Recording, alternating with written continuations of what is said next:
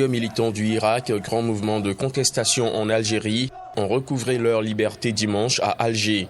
Parmi eux, Fodil Boumala, poursuivi pour atteinte à l'unité nationale, crime passible de 10 ans de prison, et affichage de tracts portant atteinte à l'intérêt national, délit passible d'1 an d'emprisonnement. Nous ne tolérerons plus à l'avenir que quelqu'un soit détenu pour son opinion, a fait savoir Boumala, placé en détention provisoire le 19 septembre dernier, au moment de la deuxième grande vague d'arrestations de manifestants et de militants. À sa sortie de prison, Fodil Boumala, devenu l'une des figures médiatiques du Irak, a été accueilli en héros par sa famille, une foule de journalistes, des soutiens et aussi d'anciens détenus. Lors de son procès le 23 février dernier, le parquet avait requis 1 an de prison ferme contre Boumala, ex-journaliste de la télévision nationale et cofondateur d'un mouvement citoyen d'opposition. Autre militant, Samir Benlabi, arrêté à la même période et accusé des mêmes faits, avait été relaxé début février. Depuis le mois de janvier, plusieurs dizaines de manifestants ou activistes placés en détention provisoire depuis le début du mouvement de protestation ont été relâchés. D'autres ont vu leur poursuite judiciaire les concernant abandonnée. Le Irak, qui vient de fêter son premier anniversaire, avait poussé l'ex-président Abdelaziz Bouteflika à la démission. Son successeur Abdelmadjid Tebboune a promis prendre des mesures de décrispation sans pour autant s'ingérer dans le pouvoir judiciaire. Une vingtaine d'accusés, ex-responsables politiques, riches patrons et hauts fonctionnaires avaient été condamnés en décembre lors du premier procès consécutif aux enquêtes lancées après le départ du président Abdelaziz Bouteflika sous la pression de la rue. Prévu initialement le 12 février, le procès avait été reporté une première fois au 26 février, puis une seconde fois à la demande des avocats de la défense. Il concerne diverses malversations dans le secteur de l'industrie algérienne, de montage automobile, dont l'octroi d'avantages à certains patrons et le financement électoral occulte de Bouteflika, chef de l'État durant 20 ans. Candidat à un 5e mandat en avril 2019, Bouteflika a été contraint de démissionner le 2 avril face à un mouvement de contestation populaire inédit. En première instance, Ahmed Ouyaya, 4 fois Premier ministre, dont 3 sous la présidence de Bouteflika, a écopé de 15 ans de prison. Abdelmalek Sellal, 71 ans, qui dirigea le gouvernement de 2004 à 2017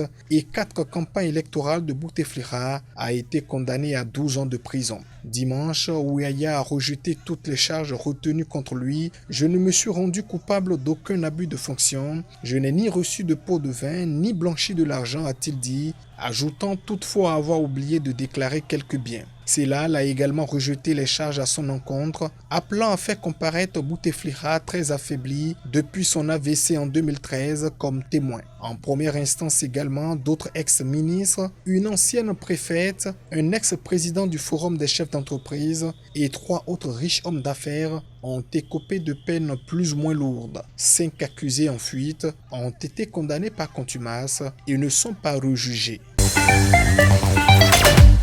Ces migrants venus d'autres pays africains sollicitent l'aide du Haut Commissariat des Nations Unies aux réfugiés pour quitter l'Afrique du Sud où ils ne se sentent plus en sécurité depuis une vague de violences xénophobes qui a fait au moins 12 morts et d'importants dégâts en septembre dernier. Après avoir été expulsés des locaux du HCR au Cap, ils occupent depuis octobre une église et une place sur laquelle ils avaient installé un campement de tentes. Sollicité par la municipalité, la justice a ordonné le mois dernier leur expulsion.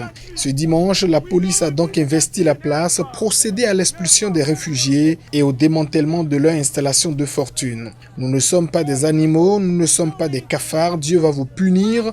Où est la nation arc-en-ciel, ont crié des migrants en colère. Mais la plupart ont obtempéré sans incident majeur et évacué les lieux au moins provisoirement. Nous n'avons aucun endroit où aller, s'est plainte une mère de 4 enfants. On ne peut pas laisser la situation perdurer car elle a un impact sur le commerce local, a justifié l'élu du Cap chargé de la sécurité. Et on ne peut pas fournir de logements d'urgence aux migrants eu égard aux besoins non satisfaits des Sud-Africains en la matière, a-t-il ajouté. L'Afrique du Sud accueille 268 000 réfugiés et demandeurs d'asile civile, selon le gouvernement. Ils viennent de la plupart de la Somalie, d'Éthiopie, du Zimbabwe, du Nigeria et de la République démocratique du Congo. Première puissance industrielle du continent, l'Afrique du Sud, qui accueille des millions de migrants, est le théâtre régulier de violences xénophobes nourries par le fort taux de chômage, la pauvreté et des inégalités criantes. Les suspects âgés de 23 à 51 ans avaient planifié ensemble de commettre des actes terroristes visant à porter gravement atteinte à la sécurité des citoyens et à déstabiliser l'ordre public, souligne le ministère de l'Intérieur dans un communiqué. L'opération menée par le Bureau central d'investigation judiciaire a permis la saisie d'appareils électroniques, d'armes blanches de gros calibre, d'un treillis militaire et de plusieurs manuscrits prouvant l'adhésion des suspects à la pensée de Daesh, acronyme arabe de l'État islamique. Épargné ces dernières années par les violences liées au groupe djihadiste, le Maroc a cependant été le théâtre fin 2018 d'une attaque contre 2 touristes scandinaves décapités au nom du groupe État islamique dans les montagnes du Haut-Atlas dans le sud du pays. Les auteurs ont été condamnés à la peine de mort, non appliquée au Maroc depuis 1993. Les autorités mettent souvent en avant les moyens importants déployés pour la lutte antiterroriste. L'an passé, 79 personnes ont été arrêtées dans ce pays pour des affaires de terrorisme, selon un bilan officiel. Au moment où le processus politique en Libye, en proie à la guerre civile, est plus que jamais dans l'impasse, l'émissaire spécial de l'ONU dans le pays, Ghassan Salamé, a annoncé sa démission pour des raisons de santé. Je dois reconnaître que ma santé ne me permet plus de subir autant de stress. J'ai donc demandé au secrétaire général de l'ONU de me libérer de mes fonctions, a écrit le diplomate franco-libanais sur son compte Twitter. J'ai essayé d'unir les Libyens et de restreindre l'ingérence étrangère dans ce pays, a ajouté Ghassan Salamé dans son annonce. Il évoque notamment le sommet international sur la Libye, organisé fin janvier à Berlin, et les pourparlers interlibyens qu'il avait récemment lancés sur 3 volets, politiques, militaires et économiques. À New York, le porte-parole de l'ONU, Stéphane Dujarric, a confirmé que le secrétaire général a reçu un message de Ghassan Salamé exprimant son intention de quitter son poste de représentant spécial pour la Libye. Le secrétaire général a toujours fait pleinement confiance au travail de Salamé et aux grands efforts qu'il a déployés pour ramener la paix en Libye. Le secrétaire général discutera avec lui de la manière d'assurer une transition en douce afin de ne pas perdre les acquis déjà atteints, a ajouté Stéphane Dujarric. Cette démission de Ghassan Salamé intervient après la conférence de presse qu'il avait donnée samedi 29 février dernier à Genève, après l'échec du dialogue politique. Dans cette conférence de presse, Ghassan Salamé est apparu plus que jamais en colère contre les Libyens qui, a-t-il dit, ne respectent pas leur engagement de Berlin. Il a accusé les 2 parties en conflit de répandre des mensonges concernant les pourparlers de Genève portant sur le choix des représentants censés prendre part à ce dialogue. Contrôle renforcé à l'aéroport et un centre de suivi à distance mis en place pour suivre les personnes en isolement à domicile après leur retour de Chine, d'Italie ou d'autres pays considérés comme à risque. Environ 1400 personnes ont ainsi été placées en quarantaine en Tunisie depuis début février et 500 le sont toujours mardi, selon un responsable du ministère de la Santé. Parmi ces dernières se trouvent les 254 passagers d'un ferry assurant la liaison entre l'Italie et la Tunisie. Le premier cas identifié de nouveau coronavirus avait été identifié à son bord alors qu'il revenait d'Italie, pays comptant mardi 79 décès pour 2502 cas selon le ministère tunisien. Quelques yachts et bateaux de plaisance venant d'Italie ont ainsi été immobilisés, notamment dans la station balnéaire de Hammamet située dans le nord-est, où un skipper français s'est plaint sur Twitter d'avoir été confiné dans son bateau. Les passagers des bateaux de loisirs ont le choix entre passer leur quarantaine dans leur bateau ou dans leur résidence en Tunisie ou de repartir, mais ils ne peuvent pas se réapprovisionner eux-mêmes car ils ne peuvent circuler dans des lieux publics a indiqué un responsable de l'Observatoire des maladies nouvelles. Les autorités s'attendent à de nouveaux cas, mais comptent sur un recul du virus d'ici fin avril. Il est prévu qu'il diminue en coïncidence avec la hausse des températures, alors que tous les yeux sont tournés vers le début de la saison touristique. 3 semaines après le retour de l'armée dans la ville contrôlée par des rebelles Touaregs, le Premier ministre malien a débuté ce mercredi une visite hautement symbolique dans le fief Touareg de Kidal, qui s'achèvera vendredi. À son arrivée, le chef du gouvernement a été accueilli par des représentants de l'ex-rébellion, de l'État dans la région et de la mission de paix de l'ONU MINUSMA, autre actrice de la crise malienne.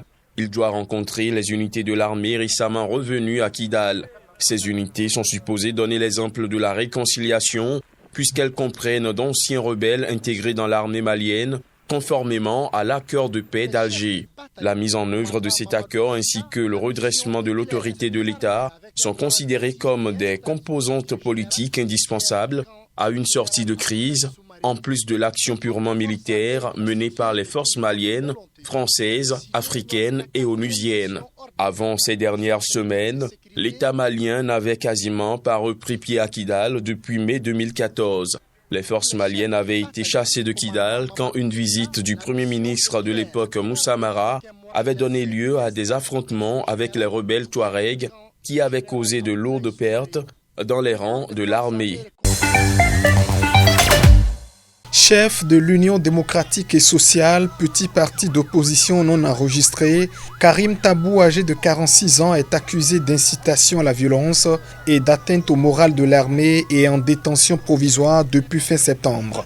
Il est devenu l'une des figures les plus populaires du Irak, le mouvement de protestation anti-régime, et son portrait est régulièrement brandi lors des manifestations hebdomadaires. Son procès s'est ouvert au tribunal d'Alger. Le procureur a requis une peine de 4 ans de prison ferme contre lui. Quelques 180 avocats se sont constitués pour le défendre selon le Comité national pour la libération des détenus, une association de solidarité. D'après des témoins, la police a tenté en vain de disperser un rassemblement de soutien organisé devant le tribunal et a procédé à plusieurs interpellations.